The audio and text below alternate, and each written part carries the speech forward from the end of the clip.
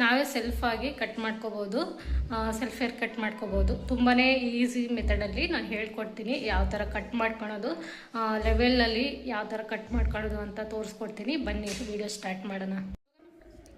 ನಾವು ಒಬ್ಬೊಬ್ಬರೇ ಇದ್ದಾಗ ಮತ್ತು ನಮಗೆ ಯಾರಾದರೂ ಹೆಲ್ಪ್ ಬೇಕು ಅಂದಾಗ ಸೆಲ್ಫ್ ಹೇರ್ ಕಟ್ ನಾವೇ ಮಾಡ್ಕೋಬೋದು.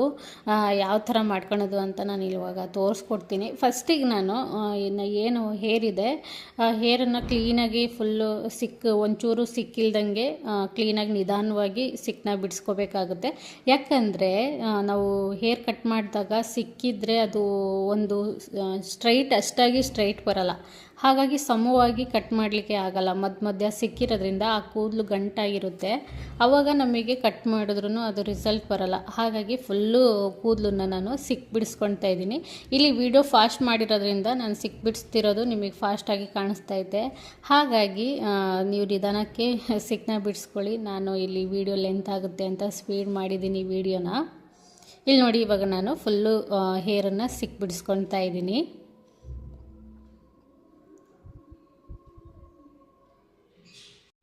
ಸಿಕ್ಕೆಲ್ಲ ಬಿಡಿಸಾದ್ಮೇಲೆ ನಾನು ಮಧ್ಯದಲ್ಲಿ ಬೈತಲೆನ ತೆಗೆದು ಕ್ಲೀನಾಗಿ ಬಾಚ್ಕೊಳ್ತೀನಿ. ಈ ಥರ ಬೈತಲೆನ ತಕ್ಕೊಂಡ್ರೆ ನಮಗೆ ಹೇರ್ ಕಟ್ ಮಾಡಲಿಕ್ಕೆ ತುಂಬಾ ಈಸಿ ಆಗುತ್ತೆ.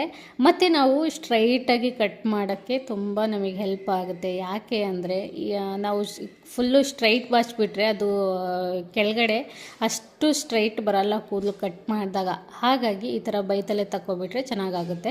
ನಾನು ಇವಾಗ ರಿಬ್ಬನ್ನ ತೊಗೊಂಡಿದ್ದೀನಿ. ಈ ಥರ ರಿಬ್ಬನ್ನ ಒಂದು 10 ರಿಬ್ಬನ್ನ ತೊಗೊಂಡಿದ್ದೀನಿ. ಯಾಕಂದರೆ ನನ್ನ ಹೇರ್ ಲಾಂಗ್ ಇರೋದ್ರಿಂದ ರಿಬ್ಬನ್ ತೊಗೊಂಡಿದ್ದೀನಿ. ನಿಮಗೆ ಇದರಲ್ಲಿ ಸ್ವಲ್ಪ ಇನ್ನೊಂದು ಬ್ಲ್ಯಾಕ್ ಕಲರಲ್ಲೇ ದಪ್ಪ ರಿಬ್ಬನ್ ಬರ್ತವೆ, ಅದನ್ನು ಯೂಸ್ ಮಾಡ್ಕೋಬೋದು. ಸದ್ಯಕ್ಕೆ ನನ್ನ ಹತ್ರ ಈ ರಿಬ್ಬನ್ ಇರೋದ್ರಿಂದ ನಾನು ಇದೇ ರಿಬ್ಬನ್ನ ಯೂಸ್ ಮಾಡ್ಕೊತಾ ಇದ್ದೀನಿ. ಇವಾಗ ನೋಡಿ, ಈ ಥರ ಕ್ಲೀನಾಗಿ ಟೈಟಾಗಿ ಹಿಡಿದು ಈ ಥರ ಕೆಳಗಡೆನೇ ಜುಟ್ಟು ಹಾಕೋಬೇಕು. ಮೇಲೆ ಕ್ಲೀನಾಗಿ ಕೆಳಗಡೆನೇ ಹಾಕ್ಕೋಬೇಕು ಜುಟ್ಟು.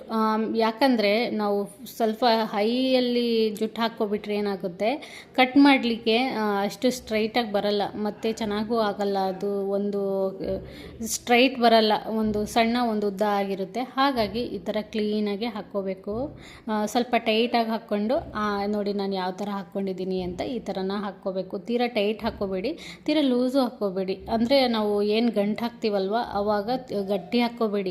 ಅಲ್ಲಿ ಮಾತ್ರ ಕ್ಲೀನಾಗಿ ಒಂಚೂರು ಕೂದಲು ಮೇಲೆ ಕೆಳಗಡೆ ಆಗದೆ ಇರೋ ಥರ ನಾವು ರಿಬ್ಬನ್ನ ಹಾಕ್ಕೋಬೇಕಾಗುತ್ತೆ. ಇವಾಗ ನಾನು ಎಲ್ಲ ರಿಬ್ಬನ್ನು ಇದೇ ಥರ ಹಾಕ್ಕೊಳ್ತಾ ಇದ್ದೀನಿ. ಮತ್ತೆ ಬಿಡಿಸ್ಕೊಂಡು ನಾನು ಅದು ಏನು ರಿಬ್ಬನ್ ಹಾಕ್ತೀವಲ್ವ ಆವಾಗ ಸಿಕ್ಕಾಗ್ಬಿಡುತ್ತೆ ಅಂತ ಮತ್ತೆ ನಾನು ಬಿಡಿಸ್ಕೊಂಡು ಈ ಥರ ರಿಬ್ಬನ್ನ ಹಾಕ್ಕೊಳ್ತಾ ಇದ್ದೀನಿ. ನನ್ನ ಕೂದಲು ಸ್ವಲ್ಪ ಉದ್ದ ಇರೋದ್ರಿಂದ ಸ್ವಲ್ಪ ನನಗೆ